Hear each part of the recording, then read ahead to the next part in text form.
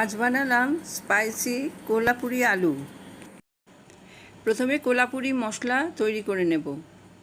কড়াই দিলাম ধনে, তার অর্ধেক জিরে, এবার দিলাম শুকনো লঙ্কা, আর দিলাম তেজপাতা, 2 চামচ মৌরিও দিলাম। এবার সব কম আঁচে নাড়াচাড়া করে হালকা ভেজে নিচ্ছি। আগের মশলা নামিয়ে এবার দিচ্ছি সাদা তিল, এরপর দিলাম পোস্ত, তারপর দিলাম সাদা সর্ষে। এবার তিনটে একসঙ্গে হালকা আছে আমি ভেজে নিচ্ছি। এবার প্যানে দিলাম শুকনো নারকেল নাড়াচাড়া করে নিচ্ছি, এরপর ব্লেন্ড করে নেব। এবার কড়াইতে দিলাম আস্ত গোলমরিচ, তারপর দিলাম জয়িত্রী, তারপর দিচ্ছি দারচিনি।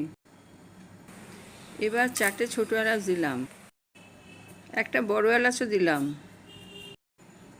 এবার দিলাম হাফ জায়ফল। আগের মশলা ভেজে তোলার পর তেল গরম করে পেঁয়াজ দিচ্ছি। পেঁয়াজ ট্রান্সপারেন্ট হলে আদা কুচি আর রসুন কুচি দিচ্ছি। তেলে শুকনো হলুদ দিলাম, আর দিচ্ছি মেথি। এবার দিলাম 1 চামচ হিং। সব নাড়াচাড়া করে তুলে নেব।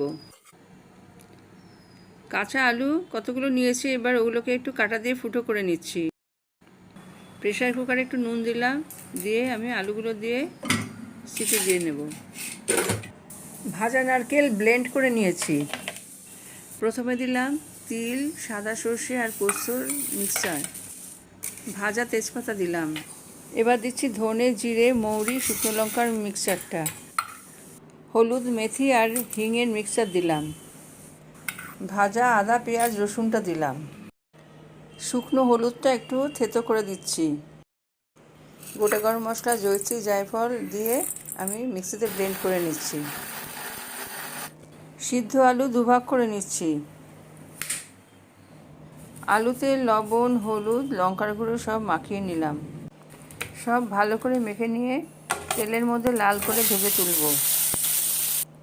আলু ভাজা হয়ে গেছে, এবার তুলে নেব। কড়াইয়ে তেল গরম করে পেঁয়াজ কুচি দিলাম। পেঁয়াজ ট্রান্সপারেন্ট হলে টমেটো কুচি দিলাম আর একটু লবণ দিলাম। ভাজা আলু দিয়ে দিলাম। একটু গরম জল দিচ্ছি।